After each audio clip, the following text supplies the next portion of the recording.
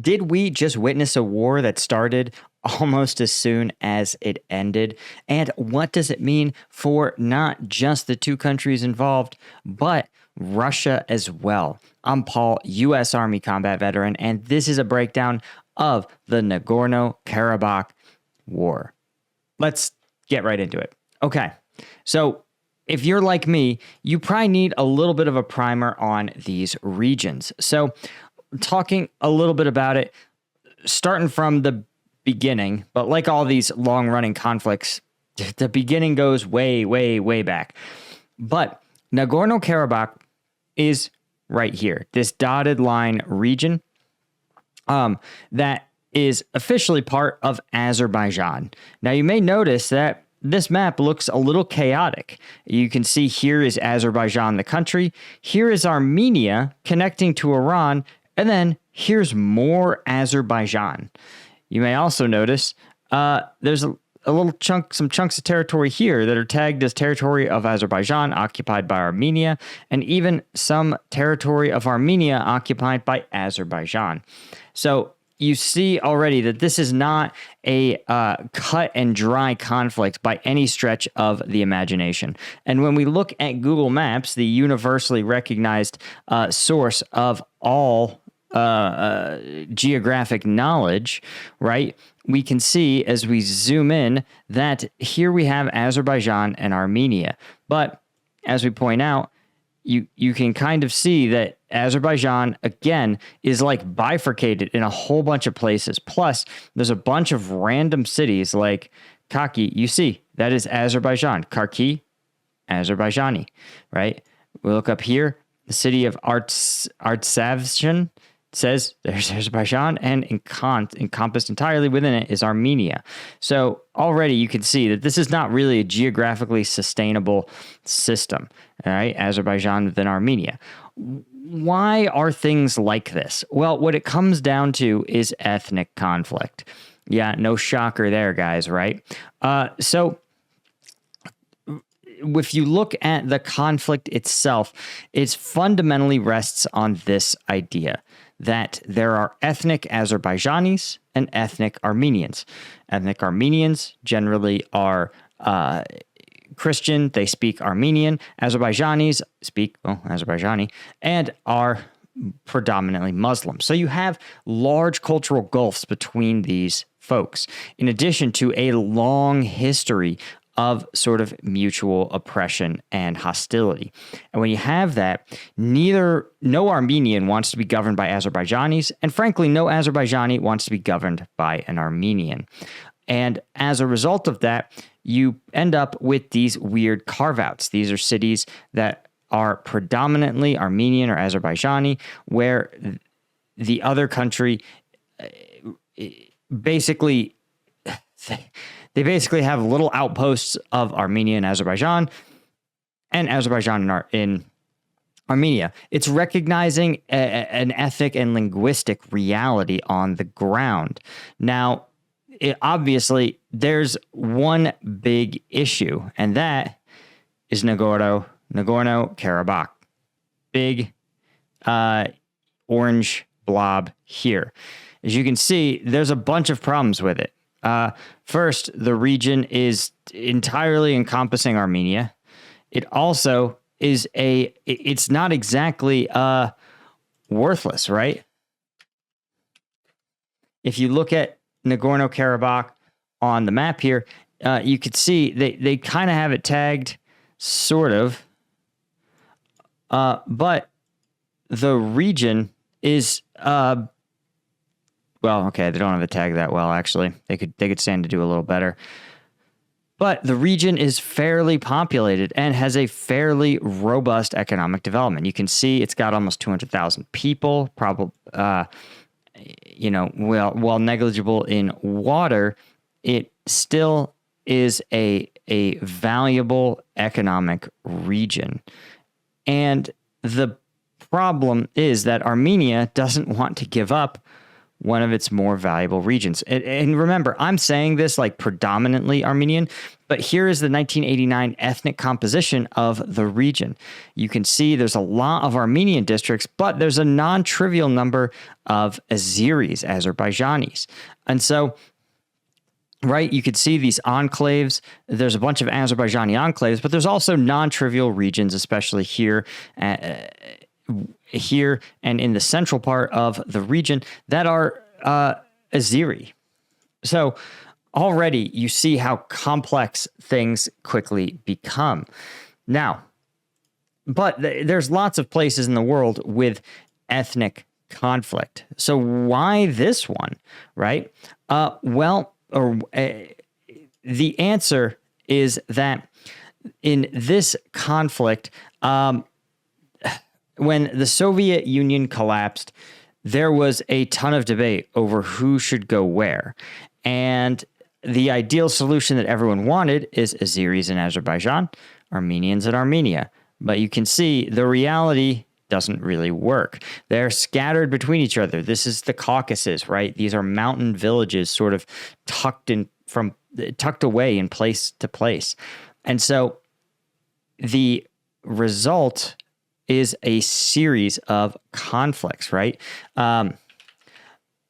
So if you look at the Wikipedia entry, which we can pull up here, you can see that it's gone on basically since the fall of the Soviet Union, 35 years.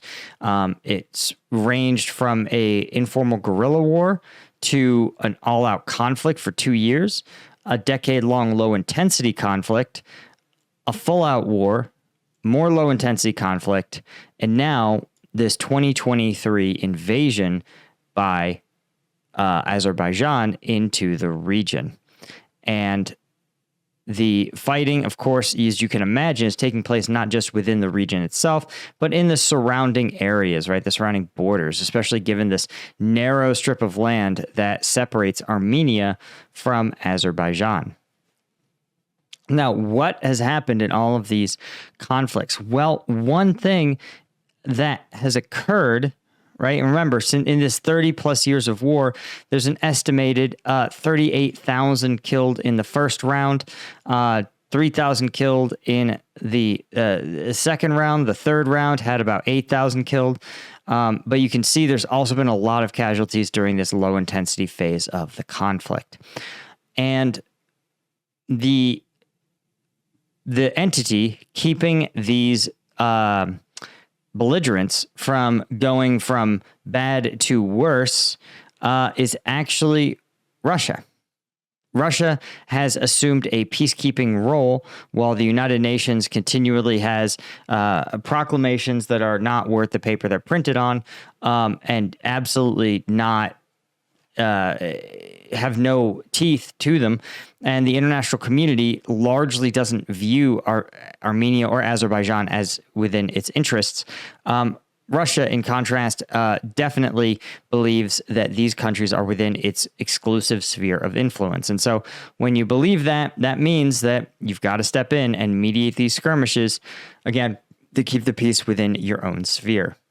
So the Russian forces operate as peacekeepers, but they don't operate in kind of the same way that like a formal UN peacekeeping mission might. Instead, what you end up with is a sort of complicated fire squad, basically, or fire department. When there are specific instances where the conflict heats up and looks to boil over, the Russian military intervenes and sort of tamps down both sides. So given that, what has happened in 2023? What has happened in the last few days? Well, the answer is that the Azerbaijanis, right, for about, I'm going to say maybe about 18 months to a year, have implemented a blockade. Because the region is so mountainous, there's only one route in and out of Nagorno-Karabakh. And the Armenians blockaded it. There was actually a viral video of a grocery store, right? in Nagorno-Karabakh. Yeah, here we go. This is from, let's see if we can find when. This is Nagorno-Karabakh in December of 2022. And as you can see, the blockade had its intended effect. No food is getting in. They were attempting to simply starve the entire region out. There was very little power. The ability to get food was extremely limited. Public transit ended because of fuel shortages. Complex individuals seeking medical care couldn't get medical supplies. It was a humanitarian disaster of a blockade. You can see newborn babies weren't able to get the basic care that they required. In December, Armenia actually brought Azerbaijan to the International Court of Justice and the European Court of Human Rights, and both courts ordered Azerbaijan to end the roadblock. Azerbaijan told them to go pound sand. And of course, Baku, the Azerbaijanis said that there was an alternate route across Azerbaijani territory that was extremely dangerous and not really feasible. And this situation has gone on for a long time, and the Russian peacekeepers have largely ignored it, right? They allowed this to occur. And while there's been an extremely limited number of convoys the Russian peacekeepers have allowed through the blockade, there really hasn't been